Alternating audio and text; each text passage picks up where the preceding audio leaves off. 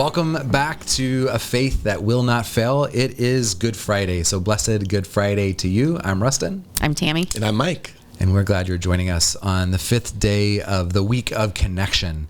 Today's theme is strangers and friends. And she starts with a quote by Dan Allender that says, "We are not machines that can be repaired through a series of steps. We are relational beings who are transformed by the mystery of relationship."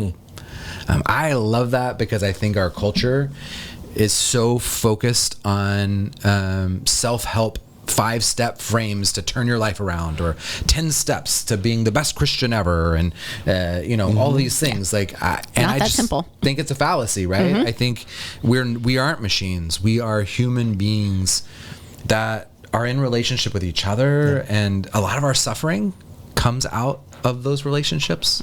A lot of our suffering comes out about how we relate to ourselves and our bodies and our past traumas. And so the healing of that, right, comes through the mystery of relationships. Yeah, I find it so interesting that, a lot of our faith frames are built on this United States capitalistic structure, right?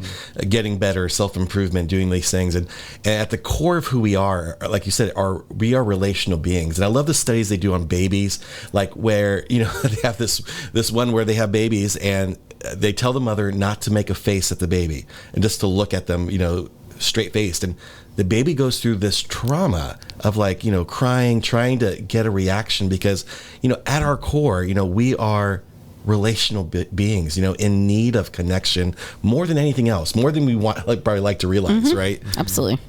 Yeah, this chapter is a fun chapter, right? Because she's been on a business trip, and she's late, and everything's falling apart. We've all had these kind of travel moments where nothing's working right. It seems to happen every time I fly recently. And then she talks about this Uber ride that happened and it worked, and there was this really beautiful faith conversation, and I felt really connected to that because when I was in LA pastoring, I lived 3 miles from the church, but that drive would take 45 minutes every day. So I actually stopped driving to work and Ubered every day, and I just met some of the most fascinating strangers ever in that space. And interestingly, I would say, and I'm not a hyper evangelist. I would say 5 out of 10 of every ride I took ended in some conversation around my faith or the person's faith who was driving. Because people want to talk about it. Absolutely. And it's again, going back to the stranger piece, it feels safer to talk about it with somebody who's a stranger than it does maybe somebody who's intimate with us, which is weird, but it's true. Marjorie Suhaki, one of my favorite theologians, talks about her definition of evangelism in a book called Divinity and Diversity is that evangelism is when one person sits down with another person and they share stories and they both leave changed. Oh, that's awesome. Beautiful. And that's what I see in this passage. Yes. That she was changed by her Uber driver, and her Uber driver was changed by her. And it creates this beautiful moment of really where a stranger becomes a friend. Absolutely. Yeah, this chapter really made me not want to fill all the inconvenient moments, like, waiting at the checkout and I get on my phone instead of engaging with the people in front of or behind me.